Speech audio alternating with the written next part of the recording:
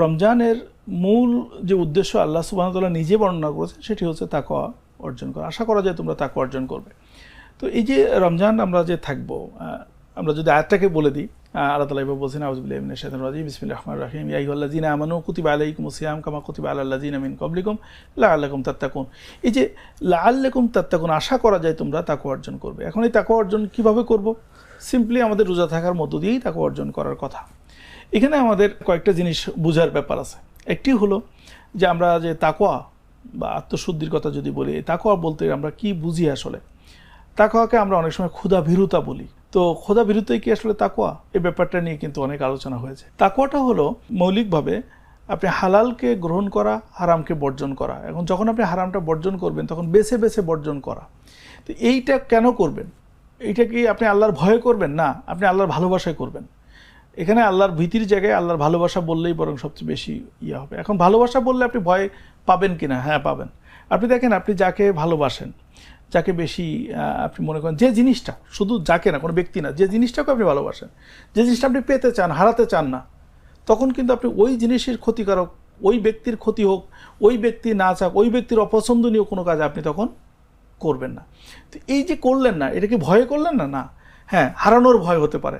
মুমিন জীবনের কিন্তু আল্লাহকে হারানোর একটা ভয় থাকে, তবে সেই হারানোর ভয়কে জয় করছিল আল্লাহর প্রতি ভালোবাসা, আল্লাহকে পাওয়ার। এই জন্য মুমিন জীবনের চূড়ান্ত লক্ষ্য হলো আল্লাহকে পাওয়া। যে কারণে আমরা জানি, বুখারীর একটা হাদিসে আসছে, জান্নাতের মধ্যে সব যখন দেওয়া হবে সবাই, আর কোনো কিছু বাকি থাকবে না, তখনও জান্নাতীরাও খুশি থাকবে না। তখন আল্লাহ বলবেন যে তোমাদের কি হলো, যে তোমাদের এখনও তোমাদের খুশি নেই, কি চাও? তখন অনেক বড় ঘটনা শেষে বলা হবে যে আল্লাহ, আমরা তো আপনাকে দেখতে চাই, যে কারণে আমরা এটা আসছি। এবং আল্লাহ তাআলা কিন্তু কোরআনের এই ব্যাপারটাও ইঙ্গিত দিয়েছেন, ফামান ইয়ারজু ইলা লিকাই রব্বিহি ফালিয়ামাল আমালান সালিহান আও কামা ক্বালা আল্লাহু সুবহানাহু ওয়া তাআলা। তো এই যে আল্লাহকে দেখতে চাওয়া, এবং দুনিয়াতে কেউ দেখতে পায় না, কিন্তু সবাই তাকে দেখতে চায়, আল্লাহ তাআলা কিন্তু সেই দেখাটাও তখন দিবেন। তো এইভাবে এই যে আল্লাহকে যে পাওয়ার যে প্রত্যয়টা, আল্লাহকে ভালোবাসা, আল্লাহকে পাওয়ার, আল্লাহকে হারানোর ভয়, এটার কারণেই কিন্তু আমরা শরীর বিধানগুলো মানতে আসলে উদ্বুদ্ধ হই। এর বাইরে কিন্তু আসলে আল্লাহ সুবহানাহু ওয়া তাআলা কিন্তু কোনো পানিশমেন্ট সরাসরি দেন না, বা আসলে অনেক অন্যায় অপরাধ আমরা করি, সরাসরি আমাদের সেটার কোনো পানিশমেন্ট হচ্ছে না, অনেক ভালো কাজ করতেছি, সেটার হয়তো কোনো রেজাল্ট আমরা পাচ্ছি না, এরকম নানা ব্যাপার কিন্তু আমাদের মাঝে আছে। তো সেই ক্ষেত্রে যেহেতু আমরা আল্লাহকে পেতে চাই, আল্লাহর যে নির্দেশনা, আল্লাহর যে পছন্দ অপছন্দ, সেটাকে যদি আমরা গুরুত্ব দিই, তাহলে আমরা আল্লাহকে পাবো। সুতরাং এই যে তাকওয়া অর্জন করার ব্যাপারটাই হলো এই বিধানগুলো পালন করা, এবং সাওমের মধ্য দিয়ে যে আনুষঙ্গিক যে অ্যাক্টিভিটিসগুলো আছে, সেগুলো যদি আমরা যথাযথভাবে পালন করতে পারি, তাহলেই আমরা তাকওয়া অর্জন করতে পারবো, বা আধ্যাত্মিক যে বেনিফিট সেটা আমরা নিতে পারবো। এখন সেটা কিভাবে নিতে পারবো আমরা? এখানে অনেকগুলো আমলকে এখানে ইন্ট্রোডিউস করা হয়েছে, যাতে যে আমলগুলো সচরাচর অন্য সময় আমাদের করার দরকার হচ্ছে না।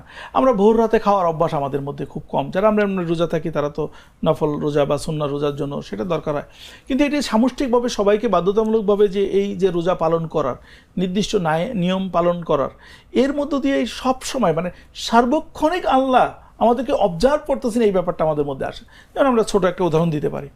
দেখেন, অন্য অনেক কাজের ক্ষেত্রে আমরা জানি আল্লাহ আমাদেরকে দেখেন, কিন্তু আমরা ভুলে যাই। কিন্তু রমজানে দেখেন, আপনি যতক্ষণ রোজা আছেন, বাসায় কেউ নাই, অত্যন্ত ক্ষুধার্ত, অত্যন্ত তৃষ্ণার্ত, বাসায় ভালো খাবার আছে, ফ্রিজে ভালো ঠান্ডা কোমল পানীয়, বিভিন্ন ধরনের জুস টুস আছে, কেউ দেখতেছে না, দরজা জানলা বন্ধ, কিন্তু আপনি খাবেন না।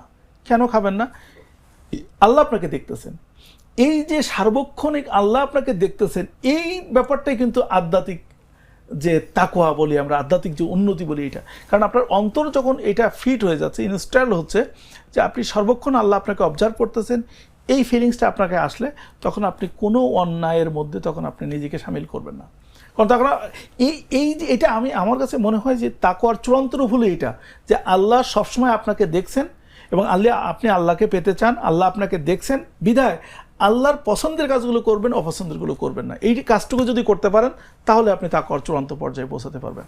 আমি মনে করি রমজান আমাদেরকে এটা বিশেষ সুযোগ দান করেছে, এবং এই সুযোগের মধ্য দিয়ে আমরা তাকওয়া অর্জন করতে পারি। আমার একটা স্মার্ট সিদ্ধান্তে 25% গ্যাসের খরচ কমেছে। ভাবছেন কিভাবে? সাধারণ গ্যাস স্টোভ বদলে আমি এনেছি আরএফএল গ্যাস স্টোভ। এর সাইন্টিফিক নজল ও ব্রাস বার্নার ক্যাপ সমানভাবে তাপ ছড়িয়ে রান্না করে দ্রুত, তাই গ্যাসও বাঁচায় 25%, টাকাও বাঁচে 25%। আরএফএল গ্যাস স্টোভ, নিরাপদ ও গ্যাস সাশ্রয়ী।